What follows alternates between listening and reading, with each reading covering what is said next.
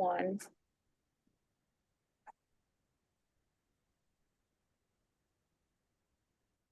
Good evening. Welcome to the Templeton Board of Health. It is Monday, February 24th, and we are starting our meeting at 7 p.m. with the Pledge of Allegiance. I pledge allegiance to the flag of the United States of America and to the republic for which it stands, one nation, under God, indivisible, with liberty and justice for all. And we'll start with reviewing the minutes from December 17th. I had reviewed them. How about you? I did. You want to make a motion to pass them? You want me to? Yeah. Yeah, I'll make a motion to accept them. Okay. And I will second that. So we are all in favor to pass the minutes from December 17th. And we'll review and vote on the renewal of professional service costs, the proposal agreement for the 2025 post-closure monitoring. The landfills. It was from. Oh, yeah, okay. Yeah. So this is our regular annual, Mark Popham is our engineer. He has great connections at DEP. He works well with them. He's been doing our landfill monitoring for as long as I can remember. And this is just the annual contract. I read through it. Nothing has changed, but the price did go up by $300, which was not unexpected. What else can I tell you? We only have to have it done once a year instead of twice a year because of Mark's good work. That's awesome. Yeah. And the results, our results are good too, so it's. Yeah. But if you want to take a moment to read it, I know I didn't send it out to you guys. I should have prior to the meeting, and I had put it in the bin marked Board of Health, and that's where it stayed. It's okay, Lori. That happens.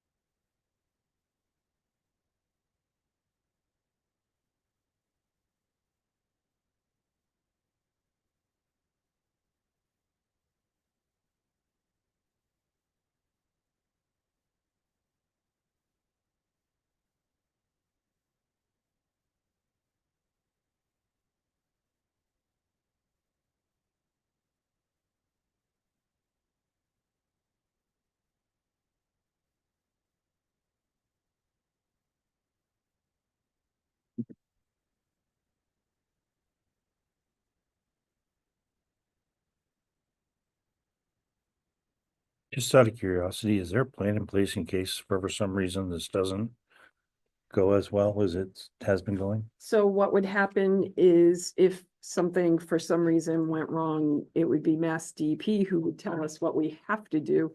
And I really don't have any way of knowing what that would be. So no, we do not have funds for a contingency plan, if that's what you're asking. Yeah. We do not. But it is something that I can look into. Well,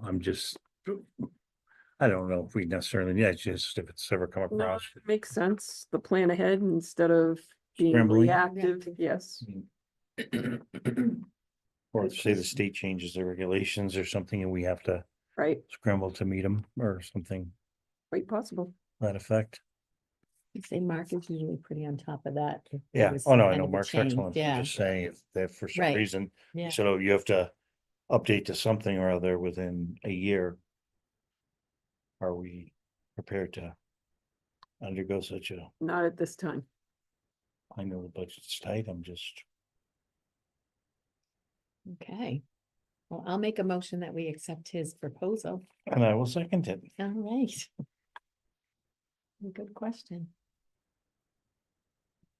I'm just gonna make a note. Yes, thanks for looking into that more, Lori. Sign anything? Sign these two. Gonna sign. It's gonna say- Those are the originals. Okay. So number 3, temporary housing mobile home permitting discussion. So the only reason I brought this to the table is because we've had a couple questions about temporary housing. One was a fire which we would naturally, through emergency services, allow. It Mhm. wouldn't be, but we did have someone ask about, there is a house they want to flip over on Patriots Road. The house is gutted.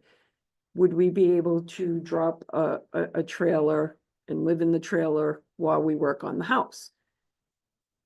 Not really an emergency, but for temporary housing, that's not an emergency. It's up to the Board of Health to make a decision whether or not they would allow it. In the sanitary code, it gives you the authority, and it's found under 410, 440. You have to have permission from the Board of Health, and it's also subject to all of the other requirements. So you have to be able to have water, it has to have sanitary services. Whether it's all enclosed, like some of them are, or tapped in. So they have to do that. Just trying to let you know ahead of time that it may be coming in front of you. I haven't heard anything since. Okay. So, question, what is the length of time considered for temporary housing? For example, somebody had a trailer, they're passing through, traveling the country, blah, blah, blah, whatever, and they're gonna spend 2 weeks at your house and they're gonna live in their trailer while they're there. We could grant that. Would they need to have it permitted, or could they just wing it, or is it a law? Is it a bylaw? Is it a Well, it's enforceable law? actually part of the sanitary code. And They're self, technically, if they're staying not in a campground, or they should be notifying the Board of Health. But I'm sure it happens all the time. I okay, I mean, was just- 2 weeks is a short period of time. This is more for an extended period of time, up to 6 months. okay, no, I understand. I'm just curious as to how stringent, I mean, not, I don't have any examples. I'm just saying, for if someone says, oh gosh, I got people coming and they're bringing their motorhome over and they're gonna be here for 3 days, do I have to go to the Board of Health and get a permit for them to stay? I'm gonna say I don't go searching for those types of things, and I'm sure a lot of people do it, but Yeah. I have a friend who is living on his son's property, not here in town, in New Hampshire, actually. I have no idea. I've never even thought of that. so, it has happened. Yeah. It has happened, so. But for an extended period of time, you should ask and get a permit so that nobody, And the permit costs how much? they don't have a fee for that permit. Free It's more like a courtesy. courtesy. Oh, that's excellent. Oh. So there's no reason not to tell somebody. Right. Very good. Just can't be permanent. Well, thank you for that information. I left communicable diseases off by accident. It's not Okay. something you have to vote on. I don't know if you want the information. I'm mean- sure somebody out there does. Yeah. I mean, if you have it, I do. okay. Came prepared, but didn't do it on the agenda. Let it rip. So communicable diseases, for the last 2 weeks, and they haven't updated it yet. We had 39 molecular tests with only one positive. What is running rampant is norovirus, and I can attest to you that it's Yeah. running rampant. We also have pertussis, which is whooping cough. It seems to be, they caught it, so it hasn't gone rampant, but we had a couple of people, children with whooping cough. Lori's got it now. I was gonna say. No. That's called a burn throat. For me, it's allergies, From the burn throat from the norovirus. norovirus. Yeah. Oh. Yes, very, very irritated. And really, so that's all I have right now. Wash your hands with the norovirus thing. You don't want it. pertussis and COVID-19. So nothing spectacular out of the ordinary. Yeah, the pertussis, I heard that this morning. And then again, them saying wash your hands. It's like, did we all forget to wash our hands? Like, Well, I washed Not- my hands before I No. put the stuff on the table for you guys. no, so meaning it's like, that's so important to wash your hands. So I no agree. matter what. Thank you. And I do not have any reports. Oh, I guess I will pick up papers to run again. Thank you.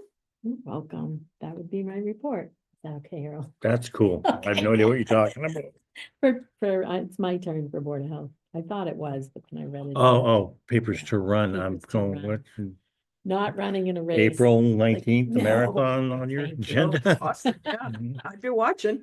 Yeah, I'd be watching too. So, anything you have, Earl? No, I Our can't think next of anything. meeting is March 24th. Sure. That's what I had on my calendar. Sure. You that- can double check me because I have been wrong before. No, that it would be. Second to last week. Perfect. Yeah, should be the fourth Yep. Monday. Yeah, so fourth, second to the last, because it's 5. Right, 7 o'clock. Anything else? No, No, would you like to make a motion? motion to adjourn. Right. We are